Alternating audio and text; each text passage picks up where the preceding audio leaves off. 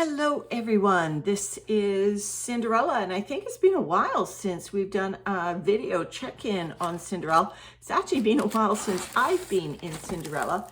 I've been really busy getting all my worm castings out into the garden, and so that means pulling worms from worm castings and adding them to my other systems and doing all of the gardening stuff. Obviously, I've put worms into Cinderella because this is one of the things that I use.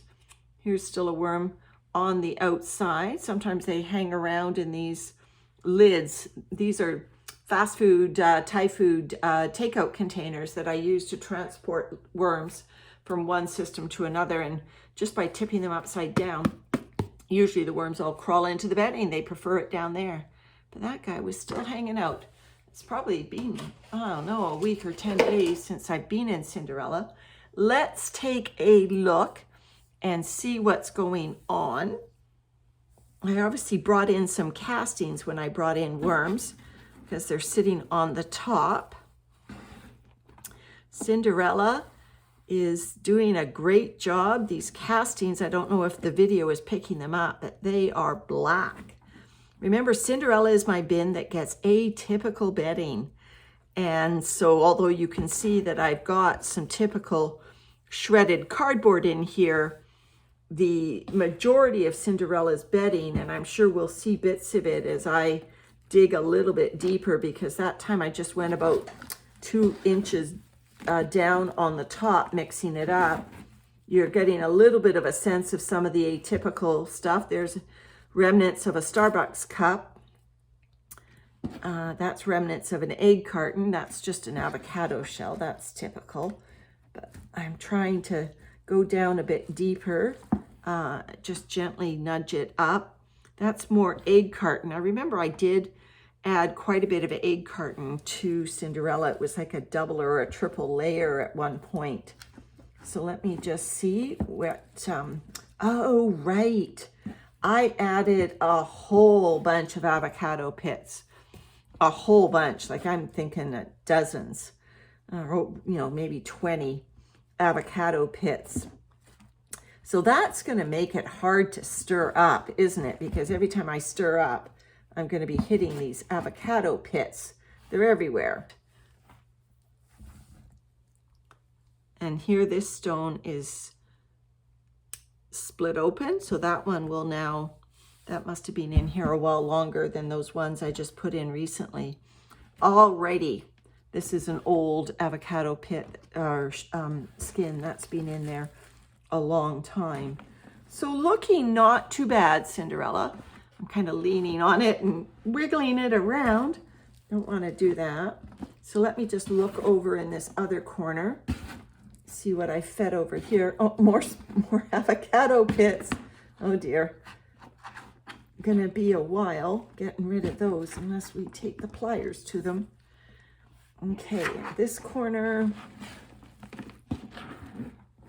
What I'm going to do with this feeding is, I was gonna part the waves in the middle, but I think I need to get right to the bottom, because you'll see that the carbon that I'm adding with this feeding needs to be, well, I want it to sit flat on the bottom, or more or less flat. So there, that should be good enough. I'll put those avocado pits in it. So what the carbon is it's a little tray of some kind. Don't know what it came from. And some dryer lint, and a toilet paper roll. So this is obviously going to create an airspace underneath. So I'll put some bedding back. So there will be some bedding back there, and I will sit that right there. So always important to add carbon with your food. It helps the bin from building up any nitrogen, which is ammonia. You want to make sure that the feedings do not trigger protein poisoning, and one of the ways to do that is to make sure you're always feeding carbon with your feedings. So I'm just putting this in there, in that tray. You know, it's probably going to act as a little bit of a bait tray, because I doubt that this tray will decompose quickly. And certainly when I come back into the bin, I bet there will be worms on that bait tray. Anyway, there's not a lot of moisture there, so I think what I might do is give that a little bit of a mist. Just a little bit of a mist on that bedding. There we go, maybe a little bit more, because that, like I said, that cardboard tray that I put the bedding on and the dryer lint, it's going to take some moisture before the microbes are going to be able to work it down. Second thought, I probably should have pre-soaked that. But the food has moisture in it. It will also permeate down through. And so I'll put those worms facing up so they can choose to go down. Avocado shell. I like putting old scraps of bedding and bigger pieces of material around the feeding area so that they can, as the worms are attracted to the area, they will work on both. But no, Cinderella's doing a good job. It's just my little kitchen bin. Gets flower stems, dryer lint, haircuts, things like that.